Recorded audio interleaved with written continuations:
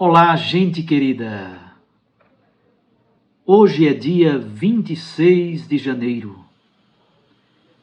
A igreja celebra a memória de dois grandes companheiros de São Paulo apóstolo. Ontem tivemos a festa da conversão de São Paulo. Hoje celebramos a memória de São Timóteo e São Tito. O livrinho Igreja em Oração, da CNBB, oferece a seguinte introdução à vida destes dois grandes santos e missionários.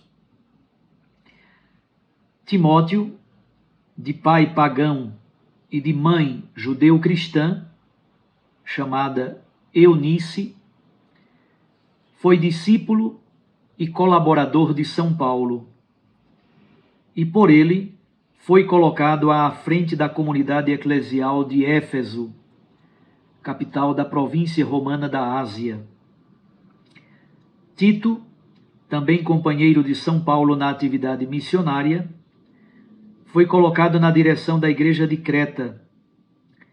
Os dois discípulos são destinatários de 3 cartas pastorais do apóstolo, que deixam entrever os primeiros elementos dos ministérios na igreja. Obrigado por sua companhia aqui no nosso canal do YouTube Dom Paulo Jackson, você que nos acompanha pela Rádio Maria ou pelas plataformas de podcasts. Vamos então meditar o texto do Santo Evangelho de hoje, que é de Lucas, capítulo 10, versículos 1 a 9. Naquele tempo, o Senhor escolheu outros 72 discípulos e os enviou 2 a 2 na sua frente, a toda cidade e lugar aonde ele próprio devia ir. E dizia-lhes: a messe é grande, mas os trabalhadores são poucos. Por isso pedi ao dono da messe que mande trabalhadores para a colheita. Eis que vos envio como cordeiros para o meio de lobos. Não leveis bolsa, nem sacola, nem sandálias, nem cumprimenteis ninguém pelo caminho. Em qualquer casa em que entrardes, dizei primeiro: a paz esteja nesta casa. Se ali morar um amigo da paz, a vossa paz repousará sobre ele. Se não, ela voltará para vós. Permanecei naquela mesma casa, comei e bebei do que tiverem, porque o trabalhador merece o seu salário. Não passeis de casa em casa. Quando entrardes numa cidade e fordes bem recebidos, comei do que vos servirem, curai os doentes que nela houver, e dizei ao povo: o reino de Deus está próximo de vós. Palavra da salvação. Glória a vós, Senhor. Minhas irmãs, meus irmãos, a essência da igreja é ser missionária. É próprio da natureza mais profunda da igreja ser missionária. E como diz o Papa Francisco, a missão não pode ser compreendida apenas do ponto de vista programático, mas a missão deve ser paradigmática. O que significam estas duas palavras? Compreender a missão de modo programático significa: eu faço alguns programas, eu faço algumas ações, eu organizo algumas atividades missionárias, por exemplo, uma tarde de visita num bairro da nossa paróquia. É uma coisa maravilhosa, mas ainda não é o nível mais profundo da compreensão missionária. Compreender a missão de forma paradigmática significa a missão se torna paradigma, se torna modelo, se torna caminho, se torna um sentir, um respirar, um ser. A igreja se compreende como alguém que é missionária, que é missionário. É bem diferente. E que quem tem a consciência de ser missionário, obviamente, faz atividades missionárias. Mas o nível mais profundo e mais importante é o nível do ser, é o nível do paradigma. Em que sentido a igreja é missionária? Ora, a igreja nasce de um encontro com uma pessoa, como diz o Papa Bento. É o encontro com o Cristo crucificado e ressuscitado. É a experiência teologal de encontro existencial com o Senhor. Quando nós abrimos a Bíblia Sagrada, as pessoas que fizeram a experiência do encontro com Cristo, o que elas fazem em seguida? Elas precisam comunicar isso a alguém. Vou dar 2 exemplos. Veja Maria, por exemplo. Maria, grávida, plena do Espírito Santo, imediatamente ela sentiu a necessidade, e a Bíblia utiliza um advérbio muito bonito, apressadamente. Ela foi à casa de Zacarias e Isabel para comunicar aquilo que a misericórdia de Deus fez em sua vida. André, no Evangelho de João, início do Evangelho de João. André, ao convite de João Batista, que diz: eis o Cordeiro de Deus, apontando para Jesus Cristo. André encontra Cristo Jesus. Imediatamente ele vai ao irmão Simão Pedro e diz: olha, eu encontrei o Messias. Eu encontrei aquele do qual falam as Escrituras. Também na experiência da ressurreição, Maria Madalena experimenta inicialmente o sepulcro vazio, depois a aparição do ressuscitado. Imediatamente ela corre para comunicar aos outros, a Pedro e o discípulo amado, a experiência que ela viveu. Então, comunicar a alguém a experiência de Cristo é a essência da igreja. E nisso consiste fundamentalmente o seu ser missionário, ser missionária.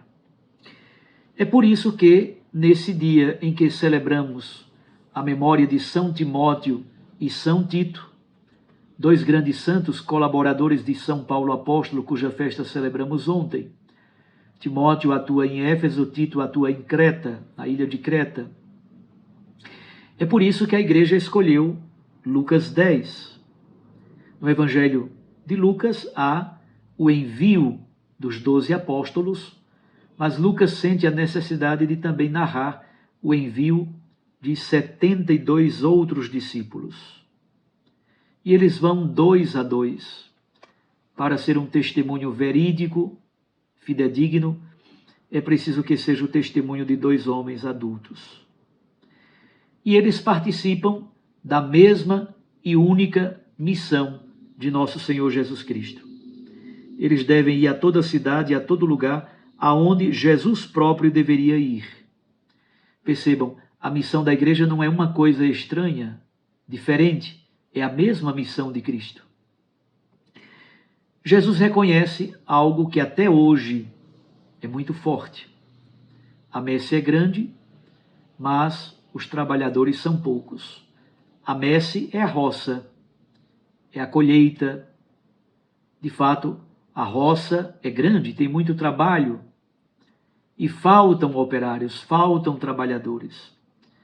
Especialmente em algumas áreas do mundo, faltam, sobretudo, ministros ordenados. É preciso aqui 2 coisas. Primeiro, doar da própria pobreza.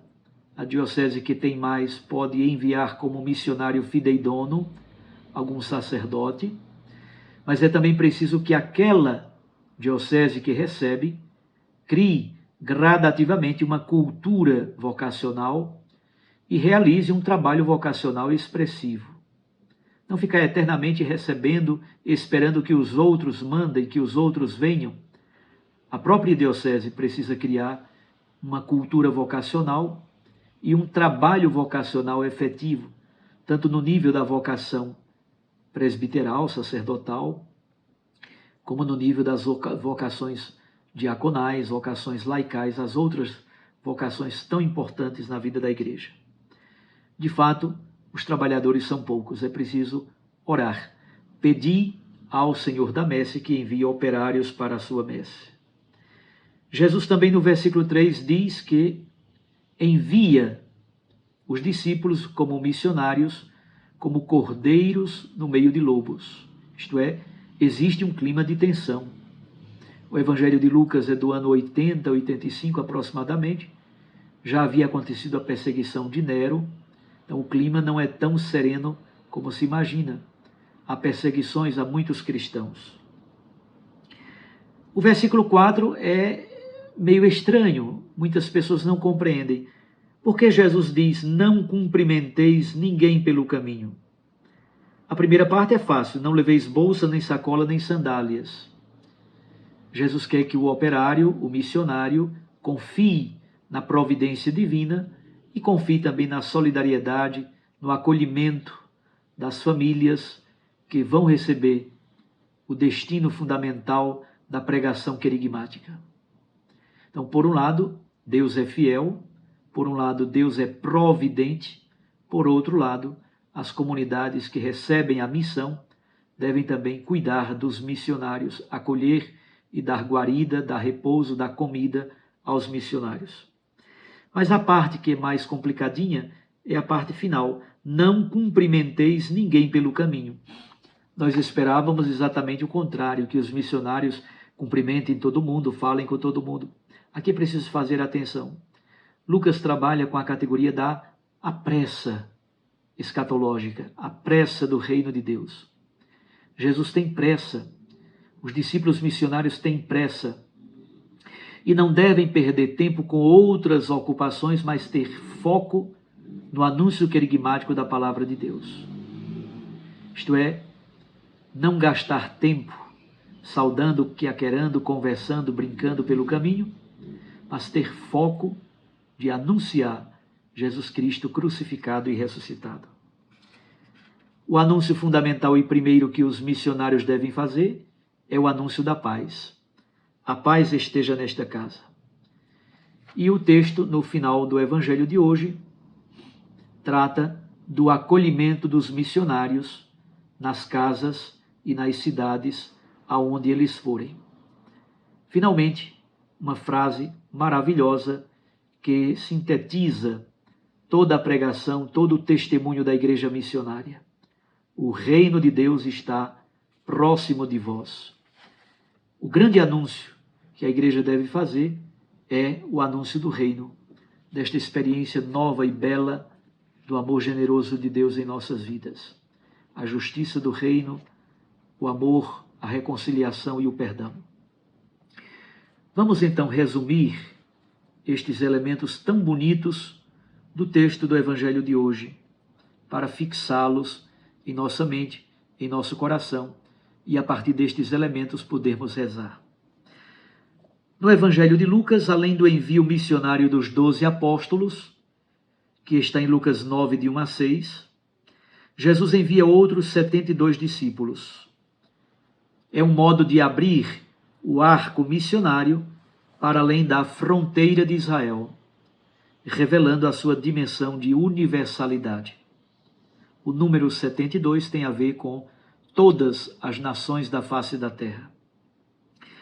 Depois da conversão de Paulo, celebramos a memória de Timóteo e Tito, dois dos principais colaboradores do apóstolo dos gentios. Reconhecemos assim que a missão faz parte da própria natureza da igreja.